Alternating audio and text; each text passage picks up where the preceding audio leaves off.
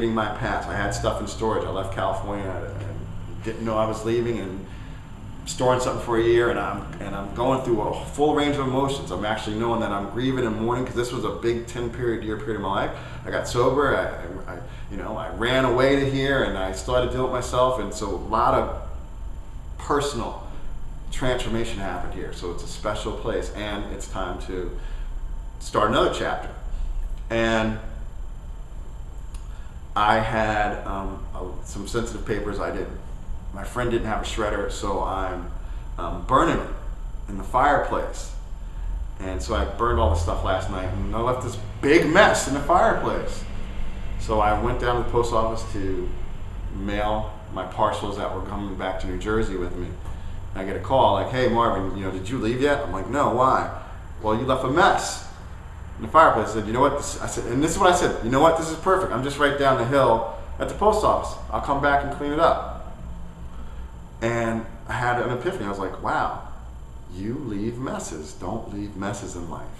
Go clean up your mess. And that fireplace right now is sparkling. Okay? Only took you half an hour. Only took me half an hour. Now, but here's the thing. As I'm going back, then I gotta get gas. Right? So I was gonna get gas and go on the road.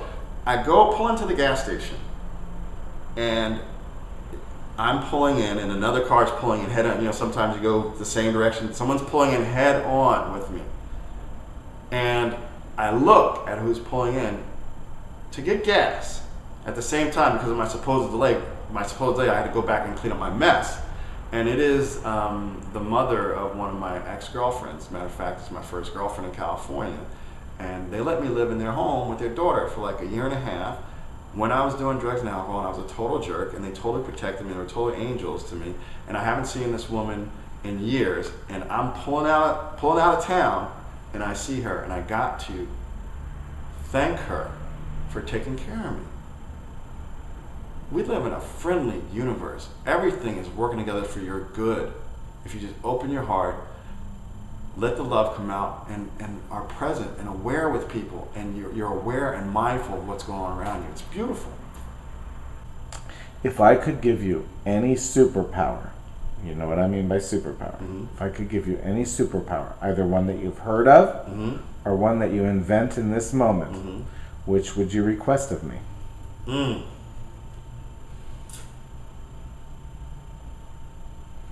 What I would be able to teleport between dimensions.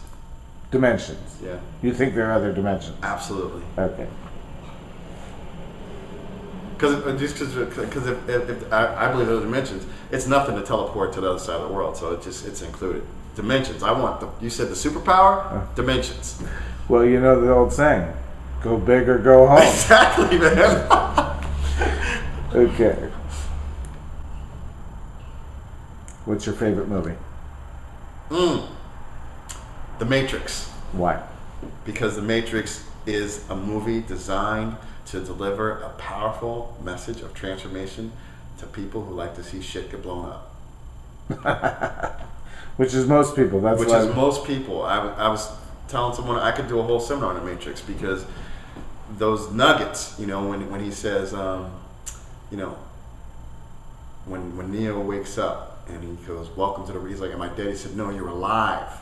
What people think is the real world is their thoughts and experiences and their judgments of what reality really is.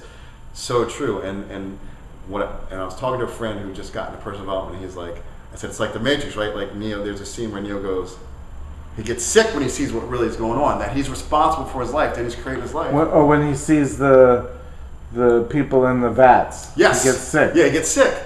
And then he wakes up and he goes, "I can't go back, can I?" And he said, "No. And if you could, would you?"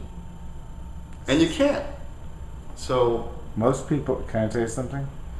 Most people, when they get a glimpse behind the curtain, do their best to pretend they didn't. They do the cipher. They do the character decipher. And that's why I like the movie, because in this action flick, there's this character Cypher who he's seen the truth, and after 8 years, he said, if he had told me the truth, like you said, you never graduate, you're always evolving. If he had told us the truth, we'd have told him to shove that red pill up his ass.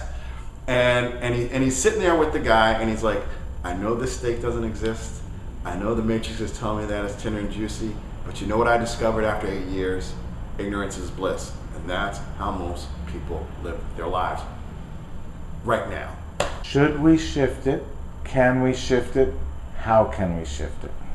Well, I mean, in economics or marketing, there's this principle is that you have to hit 2%. You hit 2%, and then there's this effect that takes off. So there's historical precedent for it. I think, here's the truth. I think that whatever's going to happen is going to happen. I think that people who want You think it's destined? No, I just think that I don't think that we should be out here worrying about if we can shift it. I think we should be doing what we're supposed to do. I think you know that you're on your mission. I think we continue to do that, and then and we just pray. But like I said, when I live from the consciousness that it all works out. So everything's always working out. So if this whole plan, Even if it looks like it's falling apart. exactly, so it's working out. I think I don't want to get too caught up in Like the life of that guy walking down the street right now. His life looks like it's falling apart. It's working out just the way it's supposed to. Now we get these messages and hints. We can ignore them or whatever. But it's working out. His life is working out the way it's supposed to. You know why I know? Because that's what's going on. Just like my life. Once you take that risk, you see that you're responsible. It's funny. I can see so many things I caused by my thinking.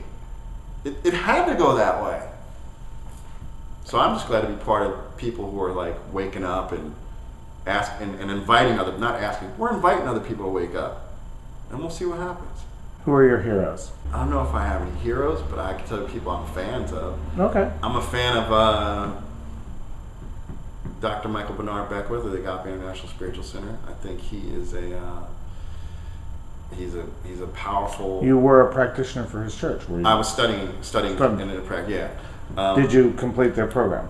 No, I'm doing it through the Holmes Institute, which he went through. That's a whole conversation on itself. I'm a fan of somebody that read Dr. Lloyd George Tupper. Now Lloyd George Tupper. Now I can set you up with an interview with him.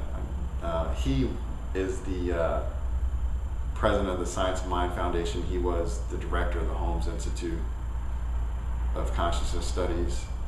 People who've passed away, George Washington Carver was an amazing. George Washington Carver, once you shift and you see how people are connected. Why George Washington Carver? Because the dude took a peanut and made like 500 patents out of it, but more importantly, as I studied him, he said that he learned by talking to the plants. The plants would talk to him. They would tell him what they could do with it. And by that, he just mean he would, he just. Do you know why he began that effort? No, not off the top of my head. Because all of the peanut farmers were going broke because nobody was buying peanuts. Oh, right. Well, I think it didn't start with the fact that the yam crops they had depleted the soil. So then he told them to plant the peanuts, and then people stopped buying peanuts. Yeah, so it was this whole. But basically, here's what I'm saying. Here's a guy who's here to serve, because I think he was either a slave or his mother was a slave. I think he was born free. Yeah, he was born free, but but here he is experiencing what we would consider horrific conditions of racism in the Deep South, and he saved the Southern Agricultural Society. He didn't go nearly single-handedly. Yeah, so that's why he's a hero, because that's why I'm a fan, because he's like the love, just because he's like, I'm here to serve the planet. This is what I'm here to do, because anyone who really has that attitude of just giving it away, I'm a fan. What about your life or your philosophy or service or spirituality have I neglected to ask you that you think bears mentioning at this juncture? What about it?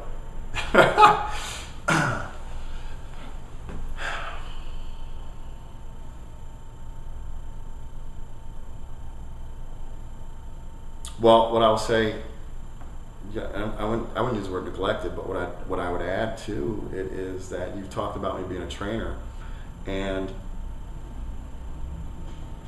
there was a point when I was doing the training where I was like, I thought I had to be some type of reverend spiritual guy, and then I was in a meditation in a class, and I got brought back to that truth that everything we do is access to the divine. So these interviews are a way you're accessing the one. People who paint, kids who skateboard, anything you do and you feel called to do, and that you love to do, is serving the planet.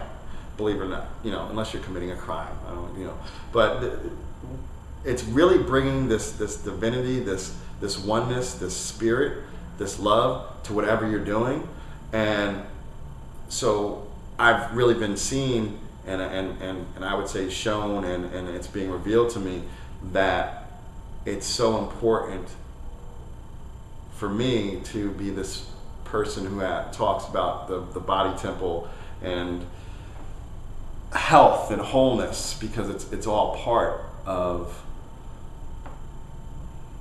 it with a capital I. It's all part of it.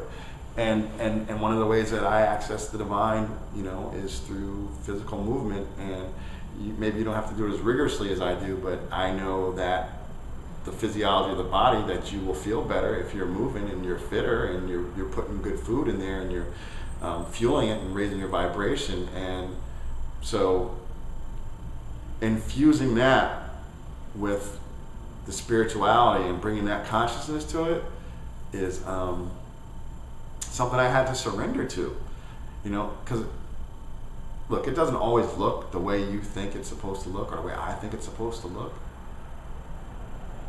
And when I get that, it's beautiful.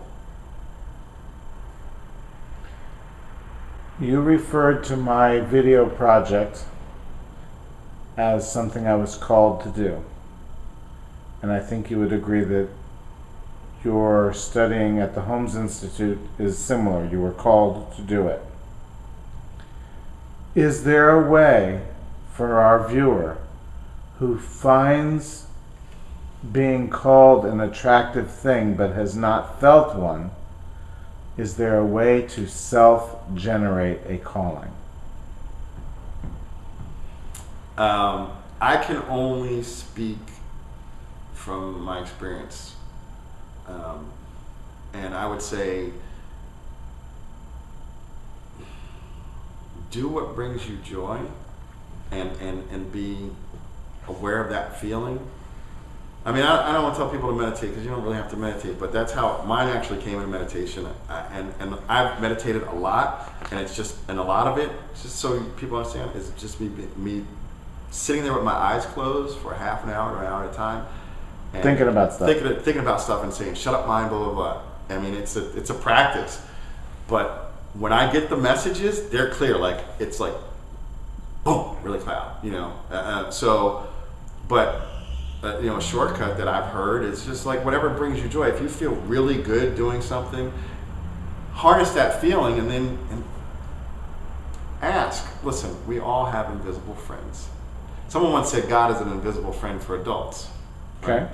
But when we're kids, we all had invisible friends. We all talk to ourselves. I love talking to myself. You know why? Because I know I have the answer. So you can ask yourself. You literally can ask yourself, what should I do? How can I serve? Ask yourself, how can I serve? And then go to sleep, and you'll have a dream, and something will come up. It'll come up.